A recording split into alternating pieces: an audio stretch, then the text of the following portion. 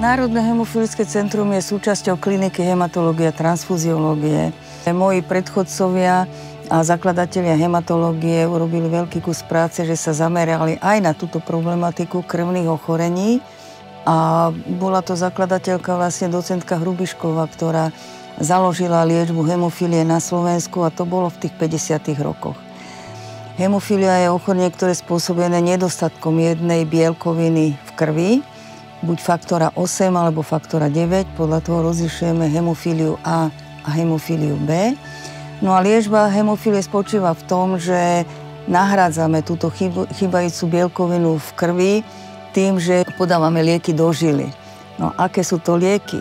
Spočiatku to bola krv a krvná plazma. Takže liečba hemofílie bola vlastne transfúzna liečba a neskôr potom, vďaka tomu, že sme mali Národný register vrodených krvácavých ochorení, my sme mohli zaviesť aj nové spôsoby liečby veľmi spravodlivo na celom Slovensku naraz a nie, že len niektoré centrum si zaviedlo liečbu a niektorí pacienti boli zabudnutí. To sa nestalo. U nás na Slovensku v roku 1991 sme začali liečbu tzv. Koncentrátmi koagulačných faktorov, čo znamená jednu malú injekciu do žily.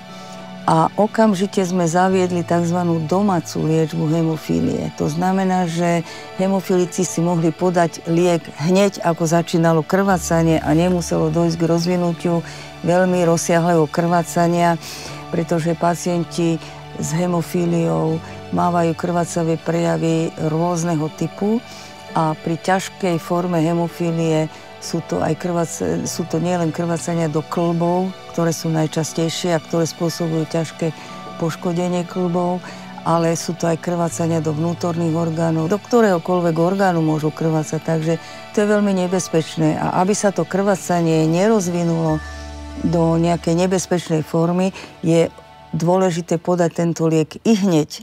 Preto teda treba tieto krvácania liečiť, ale na druhej strane sme hovorili, že chceme týmto krvácaniam aj predchádzať. Používame tie koncentráty, ktoré som spomenula, ktoré sú veľmi pohodlné na podávanie, ale na druhej strane si musíme uvedomiť, že sú to lieky, ktoré sa podávajú do žily a aj ten liek, tá bielkovina, ktorú my podávame teraz, má určitý tzv. Biologický polčas, čiže len určitý čas vydrží v tej krvi cirkulovať a chrániť toho pacienta pred krvácaním. A ten polčas je veľmi krátky, to je len 12 hodín. Čiže do druhého dňa pacient už nemá takmer žiadnu hladinu toho faktora, ktorú my zvýšime podaním. Takže preventívne podávanie znamená podávanie každý druhý deň alebo každý tretí deň a vo výnimočných prípadoch dokonca každý deň. A predstavte si, každý deň podať injekciu do žily znamená 365 injekcií za rok. Keď to dávame v dlhších intervaloch, čo je možné, ale aj tak to predstavuje okolo 100 až 180 injekcií ročne do žily. No a to je problém u malých detí. Malé deti majú veľmi zlé žilky, jednoducho je ťažko nájsť vhodnú žilu a pri takomto opakovaní injekcií je to veľký stres pre dieťa, pre matku a nakoniec aj pre zdravotný personál, ktorý veľakrát má problémy takúto injekciu dieťaťu podať.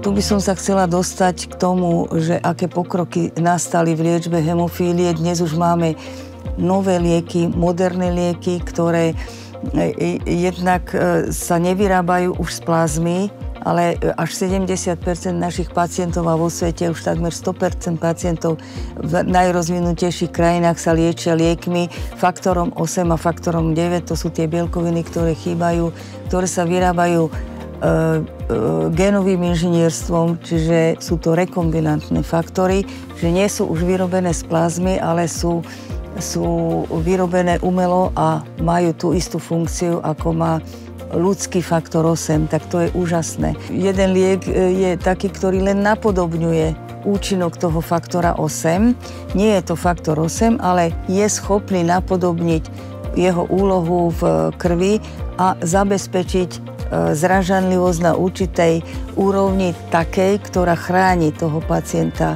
pred krvácaním, ale čo je jej výhodou? Nedáva sa do žily tento liek, dáva sa pod kožu.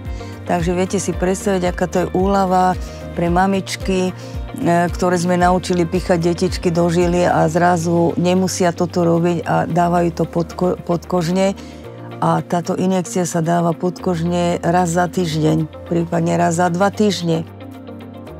Dnes je mimoriadny deň, lebo včera sme získali súhlas Ministerstva zdravotníctva na podávanie úplne nového lieku.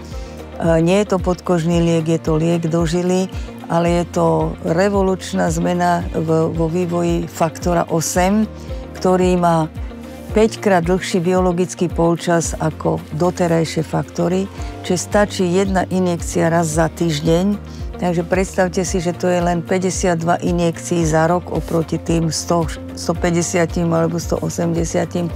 Takže to je obrovský úspech a je to faktor 8, čiže je to molekula, ktorá je presne potrebná. A ďalšie lieky sú vo vývoji, ktoré sa budú podávať dokonca raz za mesiac. Takže je to úžasný pokrok.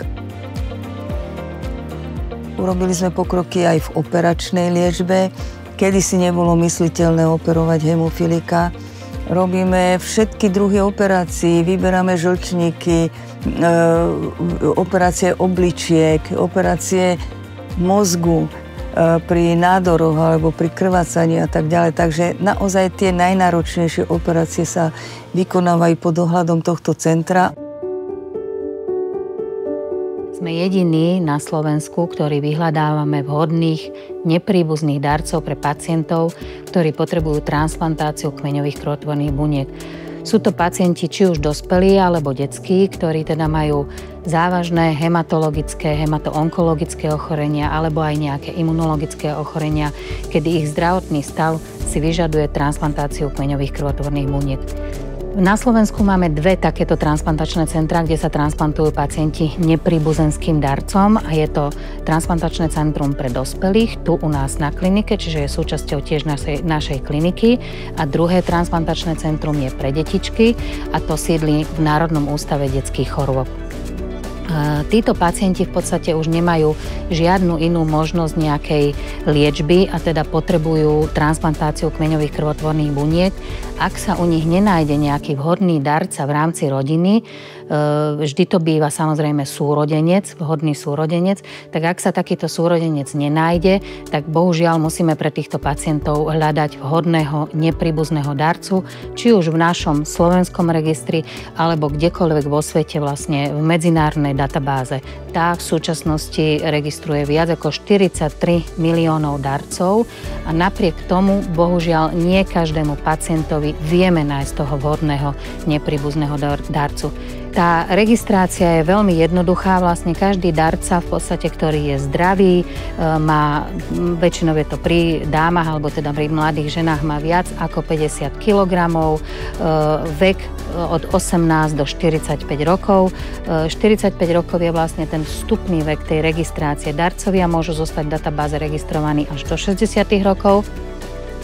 Na stránke mateslinu.sk alebo na stránke Národný register darcov kostnej drene sa nachádza online prihláška. Vyzerá veľmi jednoducho, je tu v podstate veľmi jednoduchých 12 otázok. Darcovia, keď vyplnia túto prihlášku, sú tam kontaktné údaje o ich adrese. Na túto adresu im zasielame bezplatne balíček, ktorý obsahuje tú prihlášku, obsahuje odberový set. Do tohto setu vlastne, do tejto skúmavky potenciálny darca napluje, uzatvorí skúmavku, v nej sa nachádza fixačný roztok, vlastne tá slina sa zastabilizuje a vo vratnej obálke zase za pomoci kuriéra nám bezplatne túto vzorku slín spolu s prihláškou pošlu k nám do registra, my vyšetríme ich transplantačné znaky a vlastne vďaka tomuto ich zaradíme do našej databázy. Z tých celosvetových štatistík vychádza, že menej ako 1% registrovaných darcov aj naozaj naozaj niekedy daruje tie kmeňové krvotvorné bunky. Čiže preto je veľmi dôležité budovať tú databázu, aby mala čo najviac tých darcov, aby to 1% bolo naozaj čo najväčšie číslo a aby sme dokázali pomôcť čo najväčšiemu počtu našich pacientov. No, na tejto strane vlastne máme transplantačné centrum, kde sú pacienti hospitalizovaní na alogénnu transplantáciu. Volá sa to, že kostné drene, ale to je taký už historický názov. Vlastne teraz sa transplantujú hlavne, volá sa to, že periférne krvotvorné bunky, takže deje sa to tu a tá doba hospitalizácie je zhruba mesiac.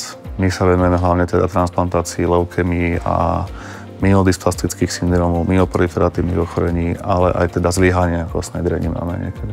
Minulý rok sme mali 119 transplantácií, z toho 70 bolo práve týchto alogénnych. Zvyšné boli potom autológne. Tie robíme na bežnom oddelení na druhej strane. Čo je veľmi významné, naše centrum má aj významnú medzinárodnú spoluprácu a práve na to som pyšná, že sme na tej úrovni ako ostatné rozvinuté krajiny. V Európe určite sme na európskej úrovni a takisto aj v celosvetovom meradle. Keď sa porovnáme so Spojenými štátmi alebo s Austráliou, nemáme sa za čo hanbiť v liečbe hemofílie.